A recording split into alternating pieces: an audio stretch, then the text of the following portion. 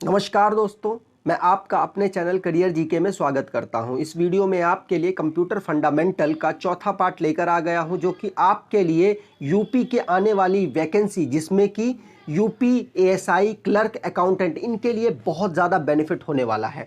अब मैं इस वीडियो में आपको टाइप ऑफ कंप्यूटर मेमोरी कराने वाला हूं। मैंने पिछले 3 पार्ट करा दिए हैं, उनको सीक्वेंस से देखेंगे तो आपको ये पूरा सिलेबस मैं करवा देने वाला हूं। इस वाली वीडियो में मैं आपके लिए एमसीक्यू और थ्योरी दोनों के माध्यम से करा रहा हूं, जो कि मैंने लास्ट 3 वीडियो में भी कराया है। अगर आपने अभी तक हमारा टेलीग्राम चैनल नहीं ज्वाइन किया है तो आपसे अनुरोध है कि करियर जीके के नाम से हमारा टेलीग्राम चैनल है, इसे ज़रूर ज्वाइन कर लें। अगर आपने चैनल सब्सक्राइब नहीं किया है तो प्लीज़ कर लें, जिससे कि आपको इन इंपॉर्टेंट वीडियोज़ की इंफॉर्मेशन आसानी से मिल जाए, ढूंढना ना पड़े आपको। अगर आपको वीडियो अच्छी लगे तो लाइक भी कर दीजिएगा। देखिए, बात कर लेते हैं यहाँ से मेमोरी की, उसके बाद हम एमसीक्यू शुरू करते हैं। मेमोरी यहाँ पर हम 4 टाइप की पढ़ने वाले हैं, सिलेबस में यही 4 है: प्राइमरी, सेकेंडरी, कैशे और रजिस्टर। अगर बात कर लें रजिस्टर मेमोरी, कौन सी मेमोरी होती है जो कि सीपीयू में अवेलेबल होती है, वह रजिस्टर मेमोरी होती है। ठीक है। अगर कैशे की बात की जाए तो ये इंटरफेस है किसके बीच का? सीपीयू और प्राइमरी मेमोरी के बीच का। मतलब हमारी सीपीयू बहुत ज़्यादा फास्ट है और हमारी प्राइमरी मेमोरी थोड़ी ज़्यादा स्लो है। तो क्या होगा, इन दोनों के बीच में इंटरफेस कैशे ने बना लिया, जिससे कि दोनों के बीच की स्पीड के डिफरेंस को कम किया जा सके। अगर मैं बात कर लूं प्राइमरी मेमोरी की, तो हमारी रैम और रोम बचपन से सुनते आ रहे हो, इनबिल्ड मेमोरी होती है कंप्यूटर की। रैम तो फिर भी काफ़ी ज़्यादा फास्ट है, लेकिन रोम काफ़ी ज़्यादा स्लो है। ठीक है। अगर बात करें सेकेंडरी मेमोरी की, हो सकता है कि इन मेमोरी से आपका सारा काम ना हो रहा हो, तो आपको क्या सेकेंडरी मेमोरी की ज़रूरत हो सकती है। हार्ड डिस्क, मतलब पेन ड्राइव और बहुत सारी जो स्टोरेज की चीज़ें हैं, जिसमें कि आप अपनी वीडियोज़, आप अपनी फ़ोटोज़ और बहुत सारे डॉक्यूमेंट्स स्टोर कर रख सकें। ठीक है। चलिए बात कर लेते हैं हम आगे। पहला क्वेश्चन स्टार्ट करते हैं, फिर बाकी सारे जो हमने चार्ट आपको दिखाया ना, सब एक एक करके एक्सप्लेन करता हूँ।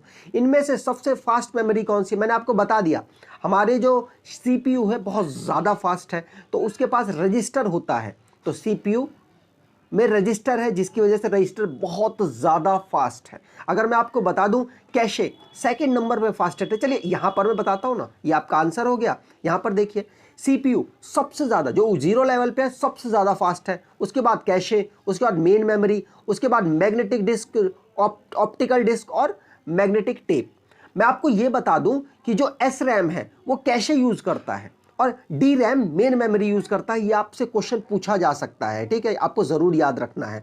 और मैं आपको बता दूं स्टोरेज के मामले में, ऊपर से नीचे आइए, सबसे कम स्टोरेज रजिस्टर की, उसके बाद कैशे, उसके बाद मेमोरी, मेन मेमोरी की, और फिर आगे आते जाइए, सबसे ज़्यादा स्टोरेज होती है मैग्नेटिक टेप की। आपको ये बात याद रखनी है। वैसे आजकल स्टोरेज की तो कोई दिक्कत नहीं है, कम पैसों में बहुत ज़्यादा मेमोरी मिल जाती है।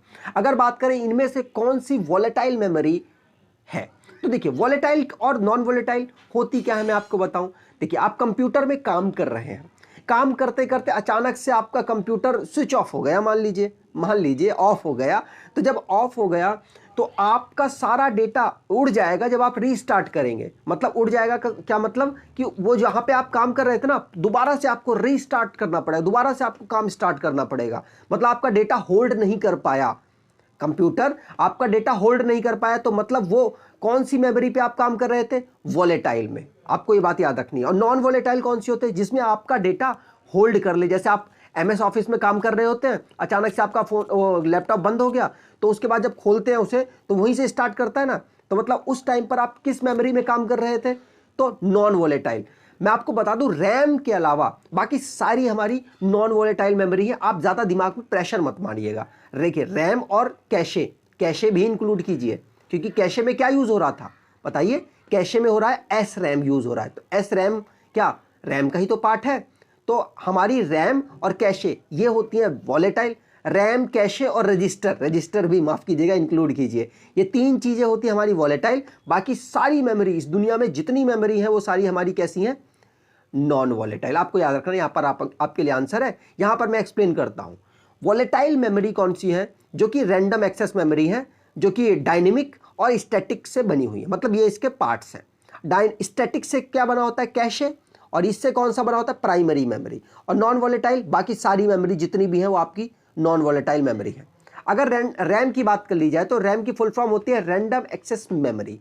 ये वॉलेटाइल मेमोरी होती है, दो टाइप की होती है, एस रैम और डी रैम। आपको इतनी बात याद रखनी, एस रैम और डी रैम के बीच में डिफरेंस के अकॉर्डिंग कुछ कभी कभी क्वेश्चंस पूछ लेते हैं, तो मैं वो लेकर आया हूं। अगर मैं बात करूं एस रैम में ट्रांजिस्टर यूज होता है और डी रैम में कैपेसिटर यूज होता है। मतलब इसको बार बार चार्ज करना पड़ता है, ये बार बार अपनी एनर्जी को लॉस करता जाता है। तो आप यहां पर इसका देख सकते हैं, एक इसका सेकंड नंबर का देखिए, S RAM does not need periodically refreshment.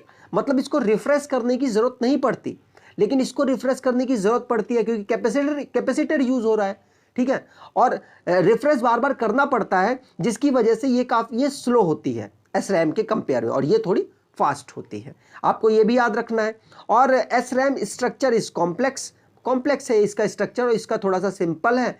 और अगर बात करें एस रैम आर एक्सपेंसिव, भैया स्पीड ज़्यादा है तो एक्सपेंसिव तो मिलेगा ही, और ये थोड़ा सा कम एक्सपेंसिव है। एस रैम आर ये कहाँ पे यूज़ होती है, मैंने आपको बताया कैशे रैम में, और ये मेन मेमोरी में यूज़ होती है। इतनी बात आपको याद रखनी है, इससे ज़्यादा आपके लिए इसमें नहीं आएगा। What is the full form of E ROM की यहाँ पर बात हो रही है, तो डायरेक्टली बताइए। ये तो आप इसको एलिमिनेट ही कर दीजिए क्योंकि इसमें तो ई है ही नहीं। अब इलेक्ट्रिकल होता है, इरेजेबल होता है, इलेक्ट्रॉनिक्स होता है, बाकी सब सेम है। तो आप डायरेक्टली बोलिए इरेजेबल, ठीक है। आपको डायरेक्टली याद रखना है। आंसर आपका यहाँ पे लगा हुआ, यहाँ पर एक्सप्लेन करता हूँ। Type of memory, RAM ROM. Primary memory दो टाइप की होती है, रैम रोम। रैम के हमने दो पार्ट पढ़ लिए हैं, और रोम के तीन पार्ट यहाँ पर इंपॉर्टेंट है जो कि आपके सिलेबस में है, P ROM, E P ROM और ई पी रोम। देखो अब इसकी फुल फॉर्म क्या है, प्रोग्रामेबल। आगे चलिए, आगे बताता हूँ, छोड़िए। यहाँ पर देखिए, पी रोम की क्या होती है, प्रोग्रामेबल रीड ओनली मेमोरी, और ई पी रोम की इरेजेबल एंड प्रोग्रामेबल मेमोरी। वो तो ऊपर का सेम है। अगर ई पी रोम की बात की जाए तो electrical erasable programmable read only memory, ठीक है। आपको रोम की भी पता चल चुकी होगी फुल फॉर्म। रोम की अच्छा क्या होती है, रीड ओनली मेमोरी। अगर सिर्फ रीड ओनली मेमोरी हो तो एक इसकी फुल फॉर्म है रोम की। आपको इस बात को याद रखना है। चलिए अगला क्वेश्चन, अगला क्या है, P ROM, E P ROM और ई पी रोम के बीच में डिफरेंस देख लेते हैं। अगर मैं आपको बोलूं कि अ रीड ओनली मेमोरी, ऐसी रोम जो कि मॉडिफाई ना की जाए एक बार यूज करने के बाद, तो वो कौन सी है, पी रोम, ठीक है। ऐसी मेमोरी जिसको इरेज करके दोबारा से रीयूज किया जा सके, और किसका यूज करके, यूवी रेस का यूज करके, वो कौन सी हमारी, ई पी रोम। अगर ई पी, ये ई एफ आपको दिख रहा होगा, ई है, ठीक है। ई पी रोम ये क्या होती है, यहां पर यूज जो रोम है वो रीप्रोग्रामेबल है, और किसका हम यूज करेंगे यहाँ पे, इलेक्ट्रिकल वोल्टेज का। यहां पर यूवी रेस का यूज करेंगे और यहां पर इलेक्ट्रिकल वोल्टेज का यूज करके रीयूज किया जाएगा। आपको ये बात याद रखनी है। आप इसकी फुल फॉर्म यहां पर बता ही रखी थी, मैंने पहले ही बता दी, प्रोग्रामेबल रीड ओनली मेमोरी और erasable programmable read only memory. अब electrical erasable programmable read only memory इसकी फुल फॉर्म है। 56 में ये बनी थी, 71 में ये बनी थी और 78 में ये बनी थी। रीप्रोग्रामेबल है एक बार, और यूवी रेस, देखिए मैंने बताया था यूवी रेस का यूज किया जाता है इसमें, और इसमें इलेक्ट्रिकल चार्जेस या इलेक्ट्रिकल वोल्टेज कुछ भी कह लीजिए उसका यूज होता है। चलिए अब लास्ट टॉपिक बात कर लेते हैं, अरेंज इन डिक्रीजिंग ऑर्डर। मतलब इसके बारे में एक्सप्लेन करने वाला हूं अगली स्लाइड में, आप ये ध्यान रखिएगा। केबी, टीबी, जेडबी, ज़ेटाबाइट और योटाबाइट और मेगाबाइट, इनको सीक्वेंस में लगाना है। मैं आपको डायरेक्टली आंसर बताऊं, देखिए केबी सबसे छोटी, उसके बाद एमबी, फिर उसके बाद टीबी, उसके बाद जेडबी, उसके बाद वाईबी। अब ये क्या है भैया, यहाँ पे देख लीजिए, यहाँ पे आपके लिए आंसर हो गया। यहाँ पर देखिए सबसे छोटी हमारी होती है बिट, यहाँ पर है नहीं, माफ कीजिएगा, बिट, जो कि हम एक बिट से दिखाते हैं, ठीक है। और उसके बाद होती है निबल। निबल को हम किससे दिखाते हैं, 4 बिट से। निबल को हम किससे दिखाते हैं, 4 बिट से। तो आपको ये बात भी याद रखनी है, यहाँ पर माफ कीजिएगा डेटा इंक्लूड नहीं कर पाया। उसके बाद बाइट होती है 8 बिट की। फिर किलोबाइट होती है 1024 बाइट की। अगर आपको इस तरीके से दे दे तो आप इसको 3 0 भी लगा सकते हैं आंसर, ठीक है। मेगाबाइट होती है, आप ये 1024 1024 बाइट, 1024 को रटते जाइए और आगे बढ़ते जाइए। सीक्वेंस बस आप याद रख लीजिए कि देखिए बाइट के बाद होते किलोबाइट, फिर मेगाबाइट, फिर गीगाबाइट, फिर टेराबाइट, फिर पेटाबाइट और फिर जेटाबाइट, और उसके बाद एक्साबाइट, जेटाबाइट और योटाबाइट। इस तरीके से आपको याद रखना है। कैसे याद करेंगे? याद करने का तरीका सिंपल सा है कि आप एक दो बार देखिए इनको और याद होने की प्रोबेबिलिटी बढ़ जाएगी, और नहीं बढ़ेगी तो फिर उसके बाद आप बताइएगा, मैं आपके लिए ट्रिक भी बना देंगे। ठीक है, चलिए आगे बढ़ जाते हैं। यहाँ पे आपके लिए बहुत इंपॉर्टेंट है, ये आपके लिए प्रैक्टिस क्वेश्चन है, आपको आंसर इसका देना है। 1 मेगाबाइट इज इक्वल टू, चारों ऑप्शन आपके पास है, आप ए 1 2 3 4 जो भी आप लिखना चाहें लिख सकते हैं। अगर आपको आंसर मालूम है तो, नहीं मालूम है तो कमेंट में बताइएगा, मैं आपको टाइप कर दूंगा, कमेंट में पिन कर दूंगा। देखिए अब अगर आप नहीं जुड़े हैं तो जुड़ जाइए। अगर आपको वीडियो अच्छी लगी है कि इन्फॉर्मेटिव है, कम समय में बहुत ज़्यादा इन्फॉर्मेशन देने की कोशिश की है मैंने, अगर आपको ऐसा लगा है तो आपसे अनुरोध है कि लाइक करके जाएं, जो कि मोटिवेट करेगा मुझे और बेहतरीन वीडियो बनाने में के लिए प्रोत्साहित करेगा। चैनल सब्सक्राइब नहीं किया हो तो कर लीजिएगा। धन्यवाद।